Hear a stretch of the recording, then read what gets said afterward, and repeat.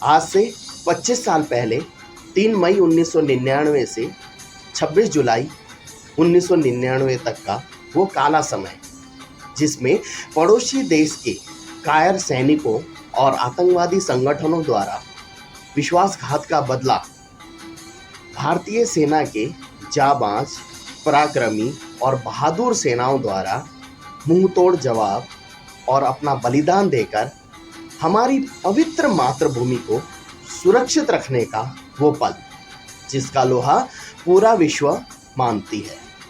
कारगिल युद्ध समाप्त होने के लगभग 1 साल बाद एक पत्र भारतीय रक्षा मंत्रालय के पास पहुंचा। लेखक एक स्कूल शिक्षक थे और उनका अनुरोध इस प्रकार था। उन्होंने पत्र में पूछा, यदि संभव हो तो क्या मुझे और मेरी पत्नी को 7 जुलाई 2000 को उस स्थान को देखने की अनुमति दी जा सकती है जहां कारगिल युद्ध में हमारा पुत्र शहीद हुआ था। यदि आप नहीं कर सकते हैं तो कोई बात नहीं, अगर यह राष्ट्रीय सुरक्षा के खिलाफ है तो मैं अपना आवेदन वापस ले लूंगा। पत्र पढ़ने वाले विभाग के अधिकारी ने कहा, इससे कोई फर्क नहीं पड़ता कि उनके दौरे की कीमत क्या है, मैं इसे अपने वेतन से भुगतान करूंगा। अगर विभाग तैयार नहीं भी हुआ तो मैं फिर भी शिक्षक और उनकी पत्नी को उस स्थान पर लाऊंगा जहां उनका बेटा शहीद हुआ और उसने एक आदेश जारी किया। शहीद के स्मरण दिवस पर बुजुर्ग दंपति को सम्मान के साथ लाया गया। जब उन्हें उस स्थान पर ले जाया गया जहां उनका पुत्र शहीद हुआ था, तो ड्यूटी पर मौजूद सभी लोगों ने खड़े होकर सलामी दी। एक सैन्य अधिकारी ने उन्हें फूलों का गुच्छा दिया, झुककर उनके पैर छुए और उनके आंखें पोंछी और प्रणाम किया। शिक्षक ने कहा, आप एक अधिकारी हैं, मेरे पैर क्यों छू रहे हो? ठीक है सर, अधिकारी ने कहा, मैं यहाँ अकेला हूँ जो आपके बेटे के साथ था और यहाँ अकेला था जिसने आपके बेटे की वीरता को मैदान पर देखा था। पाकिस्तानी अपने HMG से प्रति मिनट सैकड़ों गोलियां दाग रहे थे। हम में से 5 लोग 30 फुट की दूरी तक आगे बढ़े और हम एक चट्टान के पीछे छिपे हुए थे। मैंने कहा, सर, मैं डेथ चार्ज के लिए जा रहा हूँ। मैं उनकी गोलियां लेने जा रहा हूँ और उनके बंकर में जाकर ग्रेनेड फेंकूंगा। उसके बाद आप सब उनके बंकर पर कब्जा कर सकते हैं। मैं उनके बंकर की ओर भागने ही वाला था, लेकिन आपके बेटे ने कहा, क्या तुम पागल हो?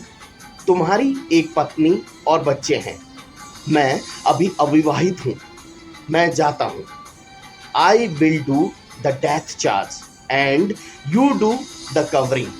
और बिना किसी हिचकिचाहट के उसने मुझसे ग्रेनेड छीन लिया और डेथ चार्ज में भाग गया।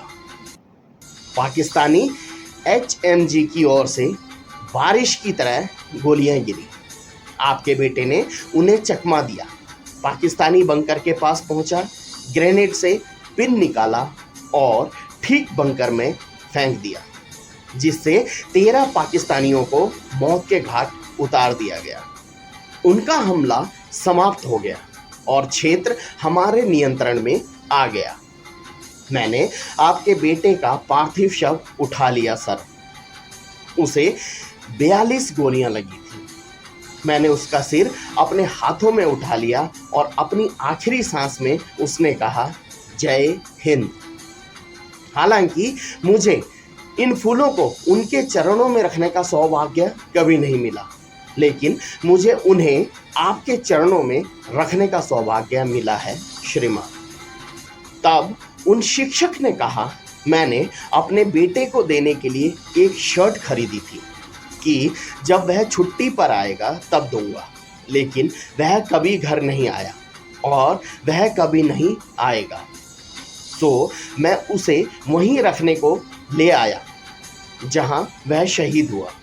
आप इसे क्यों नहीं लेते और उसके लिए पहन लेते हैं बेटा? शिक्षक ने कहा। शिक्षक की पत्नी अपने पल्लू के कोने में अपने आंसू पोंछ रही थी। कारगिल के उस नायक का नाम शहीद कैप्टन विक्रम बत्रा था।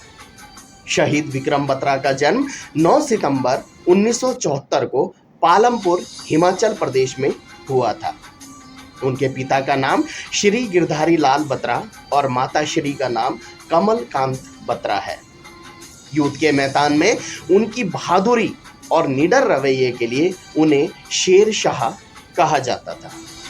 शहीद कैप्टन विक्रम बत्रा ने पॉइंट 5140 पर कब्जा करने में महत्वपूर्ण भूमिका निभाई थी, जो कारगिल क्षेत्र की सबसे कठिन और रणनीतिक रूप से महत्वपूर्ण चोटियों में से एक थी।